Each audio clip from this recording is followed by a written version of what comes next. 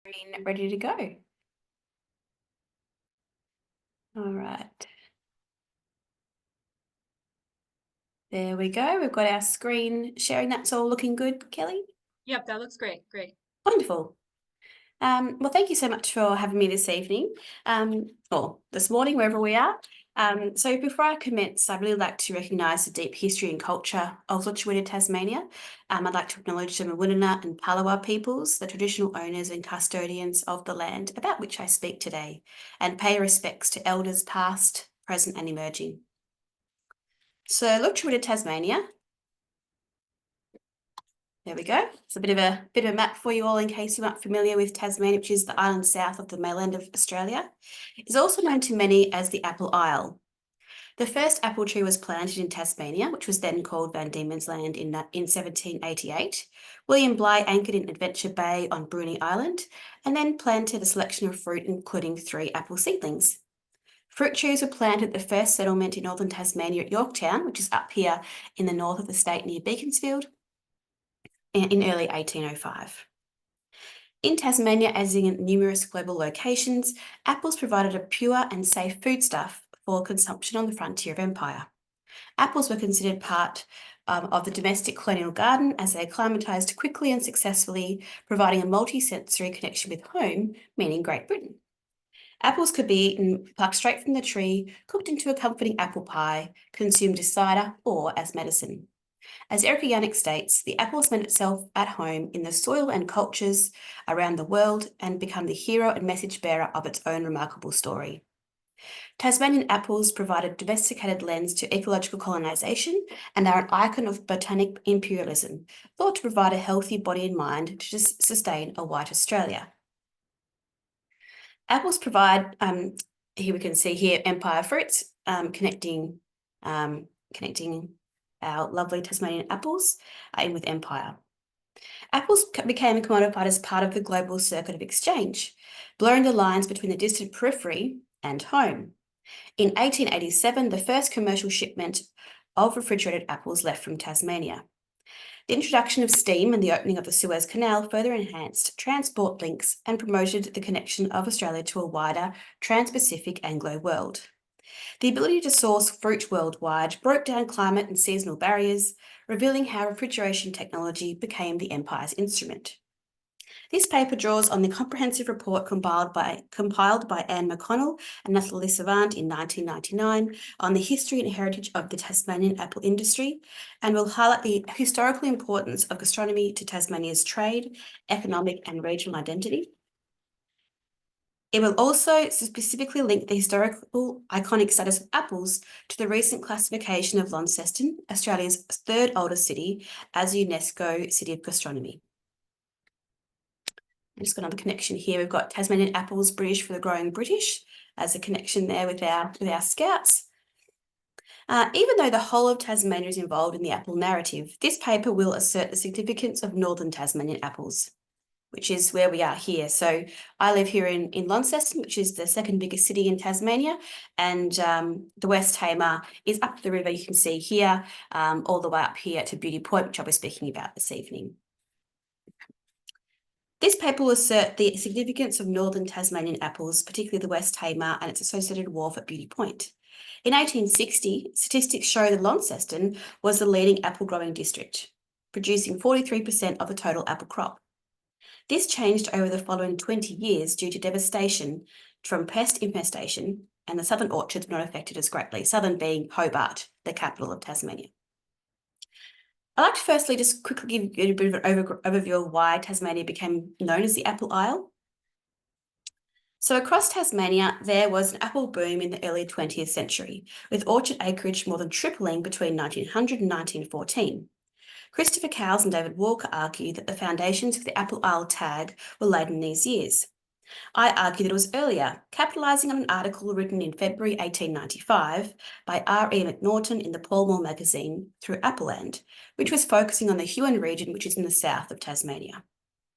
It would have received further worldwide coverage when huge Appleland arches, like we can see on the screen here, were crafted as decorations accompanying royal visits in 1901 and 1927. As both the mainland of Australia and Tasmania grew apples, Apple Land evolved to Apple Isle to differentiate Tasmanian apples relevant both in the domestic and international space. The Empire Motherland was the main export market for Tasmanian apples prior to World War II. There was a particular focus on Tasmanian apples within the Empire Marketing Board advertisements. As we can see here from 1927, Tasmanian apples in the bottom right-hand corner is specified there in this fruit grocer. Apples held a lasting affinity, and we even have advertisements connecting us with apples today. And here's another one here from a little bit later, connecting Tasmania and right of Australia by Australian fruit British to the core. And we can see there a number of different fruits and the idealistic farming land. So both Sydney and Melbourne did take large quantities of Tasmanian apples, as well as Brisbane, which is in the north of Australia during 1930s, and apples also being exported to India. By the 1950s, shipments were going to Southeast Asia and Japan. The record 1964 season saw over 4 million cases sent to the UK and continental ports from Hobart, 1.4 million from Port Huon in the south of the state, and almost 1 million from Beauty Point up here in the north. Domestic apple orchards played a central role in the ecological colonisation of Tasmania. As an icon of British domesticity, swift acclimatisation and flourishing of apple trees were perceived to be legitimisation of British settlement. And this was seen through active recruitment on the land in the West Tamar, in the north of the state, to develop into apple orchards, particularly to settle those who had come in search of riches at Beaconsfield, which is a big gold mining area. Many of the early West Tamar orchardists were drawn from India. They're looking for British Indian officers, specifically advertising we see here in 1913 to come and settle in Tasmania. Some of which are absentee landlords, and some actually did move to Tasmania. In some cases, though, bad luck came out with inexperience, and obviously in 1914 we had the First World War and period of economic recession. And actually, unfortunately, many decided to withdraw from orcharding, with 2,000 acres of orchards removed on the Tamar River by 1923. However, the development of the Beauty Point Wharf, as I showed you before, up the top end of the north of the state, in the early 1920s, shifted the focus of the transport. And actually, that was the divide between the south and the northern regions of Tasmanian orcharding.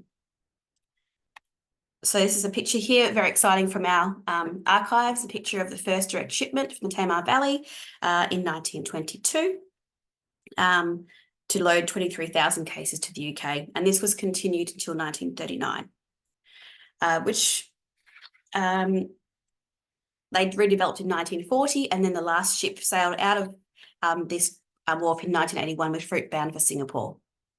Now, these days, we don't have ships like this coming into Beauty Point. In the 1970s, when the UK joined the common market, tariff preferences were changed and Tasmanian's apple export market plummeted. Over 50% of Tasmanian apple orchards were removed in the early 1970s under the Tree Pool Scheme, designed to encourage orchardists to find an alternative use for their land.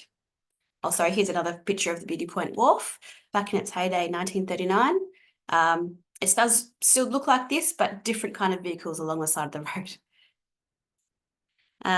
So this here as well. So we have a lot of previous orchards are now subdivisions.